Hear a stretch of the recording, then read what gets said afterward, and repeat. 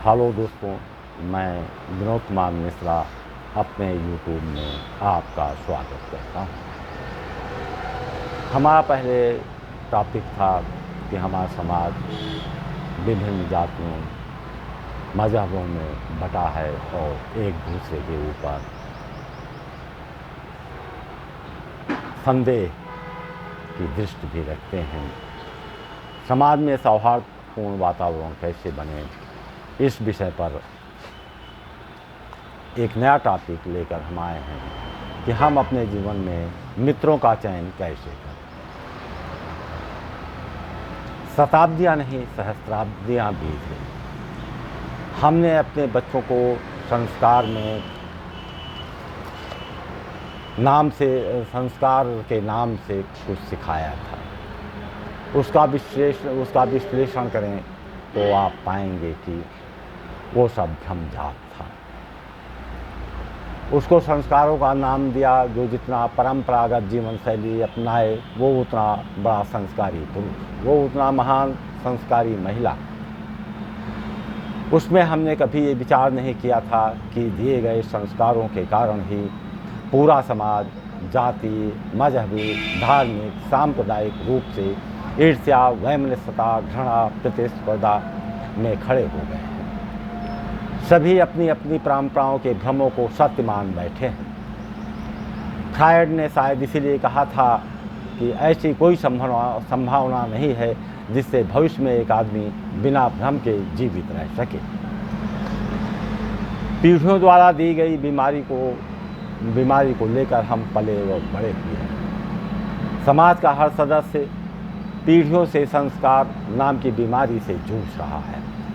उस बीमारी के इलाज की आवश्यकता है जिससे हम समाज में उत्पन्न वैमनस्यता, भेदभाव, घृणा, अहंकार को बढ़ाने वाले सारे कारकों को आधारभूत जड़ों से काटने के लिए केवल संस्कारों के परिमार्जन से काम नहीं चलेगा। इसके लिए आवश्यक है कि समाज में ऐसी सोच विकसित की जाए जिसके चलते सहस्त्राब्दियों से चली आ रही बीमारी का इलाज हो सके। इसके लिए कोई अलग से चिकित्सक नहीं मिलेगा।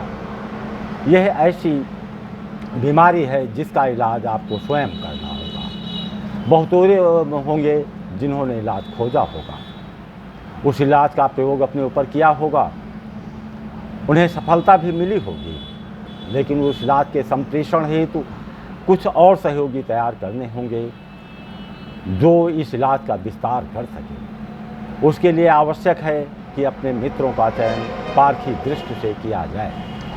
किस प्रकार संस्कारों से हमारी सोच में परिवर्तन आते हैं, घर के बाद के समूहों के विचारों से भी परिवर्तन आने की संभावना अधिक होती है। बेशक घर, परिवार, समाज द्वारा चले आ रहे क्रियाकलाप हमारी सोच की दिशा को प्रभावित करती है। उसके बाद मनुष्य के अंदर सबसे अधिक प्रभाव मनुष्य के अपने मित्र होते हैं। बहुत से लोग होंगे जिनकी चेतना जाग गई होगी। उनके प्रभाव में आने वाला व्यक्ति पीढ़ियों द्वारा दिए गए बीमारी से मुक्त हो गया होगा। जैसे जैसे उसके मित्रता का दायरा बढ़ेगा, वैसे वैसे समाज में समरसता आएगी। लेकिन बीमार समाज में ऐसे मित्रों की खोज कैसे किया जा सकता है? स्वाभाविक है कि आप अपनों के बीच ही अपने साथी की तलाश कर सकते हैं। उसकी परख के लिए धैर्यपूर्वक उसका मूल्यांकन करना होगा। यहाँ पर एक बात स्पष्ट करना चाहूँगा कि जब आप शिक्षा ग्रहण करते हैं तो आपके सहपाठी केवल शिक्षा के कालखंड तक ही आपके साथी होते हैं। विशेष लक्ष्य से जुड़े हुए समान लोग उस लक्ष्य को पाने तक ही मित्र रहते हैं। उसके बाद मित्र के रूप में उनका कोई अस्तित्व नहीं रहता है।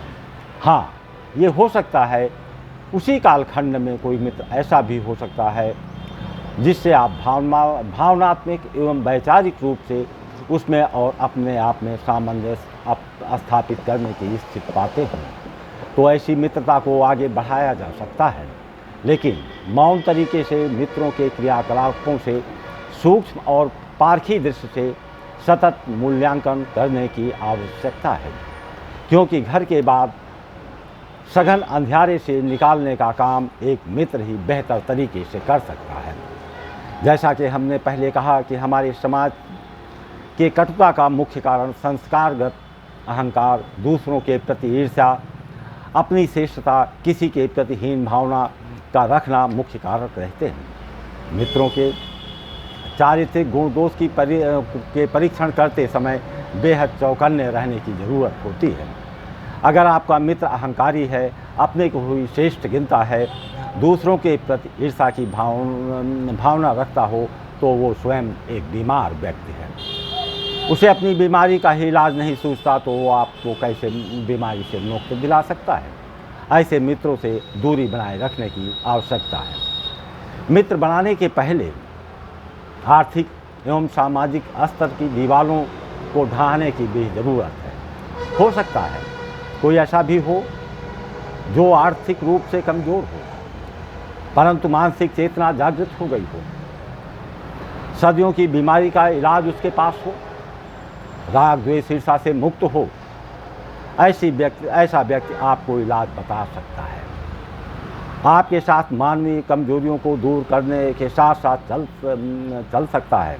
प्रत्येक मानव के अंदर कुछ कमियां प्राकृतिक रूप से आती हैं, कुछ घटनाओं के कारण आ सकती हैं, कुछ आवेगों से उत्पन्न हो सकती हैं। ऐसी दशाओं के चलते आप भी समय देखकर उन कमियों को उसके सम्मुख रख सकते हैं। यहाँ पर ध्यान देने योग्य बात यह है कि घटनाओं या परिस्थितियों बस किसी भी ऐसे कार्य की तत्काल निंदा मत करिए। प्रायः देखा गया है कि कोई भी व्यक्ति जो संवेदनशील होगा, जो बुद्धिमान होगा, जो भावुक होगा, वो अपनी कमियों को तुरंत महसूस कर लेता है।